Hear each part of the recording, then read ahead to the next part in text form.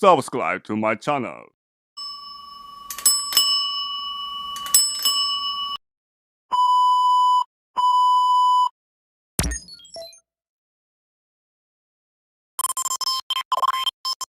Assalamualaikum warahmatullahi wabarakatuh. Salam sejahtera bagi kita semua. Om Swastiastu, Namo Buddhaya, salam kebajikan. Perkenalkan, nama saya Dina Daraneri. Saya berasal dari kelas 12 keperawatan. Di sini saya akan menjelaskan sedikit tentang pemeriksaan penunjang dan diagnostik. Jadi menurut Basaryadi tahun 2016, pemeriksaan penunjang yaitu pemeriksaan medis yang dilakukan atas indikasi tertentu guna memperoleh keterangan yang lebih lengkap. Fungsinya ada membantu pemantauan pengobatan dan mengetahui adanya tidak kelainan atau penyakit yang banyak dijumpai dan potensial membahayakan. Selanjutnya, jenis-jenis pemeriksaan penunjang. Yang pertama ada pemeriksaan laboratorium.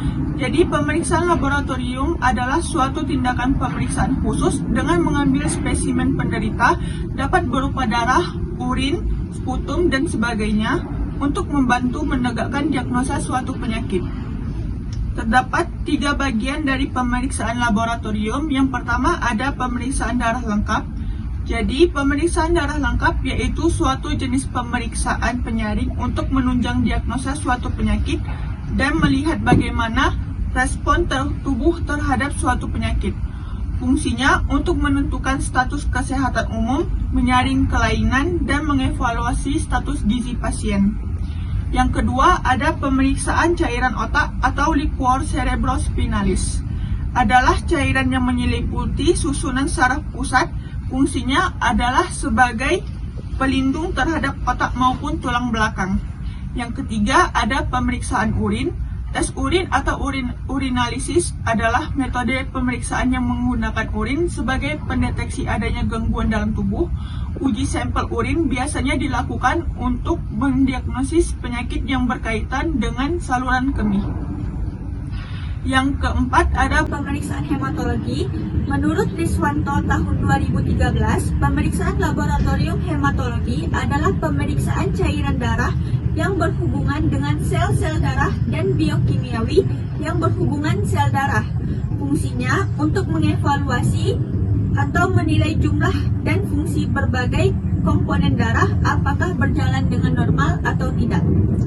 Yang kedua ada pemeriksaan CT scan atau computed tomography scan.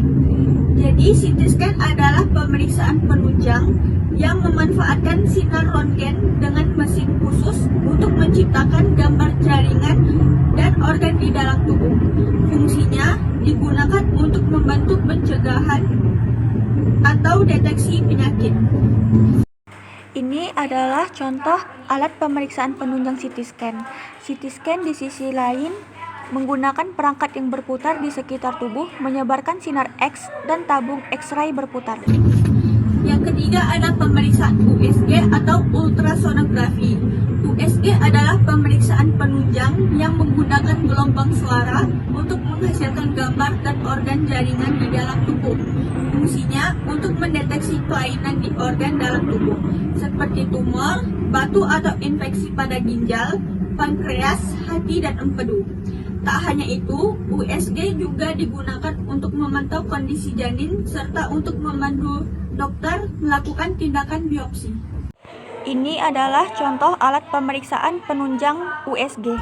Yang keempat ada pemeriksaan EKG atau elektrokardiografi. EKG adalah alat ukur yang digunakan untuk mengukur atau mendeteksi kondisi jantung dengan cara memantau irama dan frekuensi detak jantung. Ini adalah contoh alat pemeriksaan penunjang EKG. Dan yang kelima ada endoskopi. Endoskopi adalah sebuah cara pemeriksaan bagian dalam tubuh menggunakan alat bernama endoskop yang dimasukkan ke dalam tubuh. Fungsinya untuk menentukan penyebab dari keluhan yang dialami pasien dan mendeteksi secara tepat lokasi sumber masalah kesehatan yang terjadi di dalam tubuh.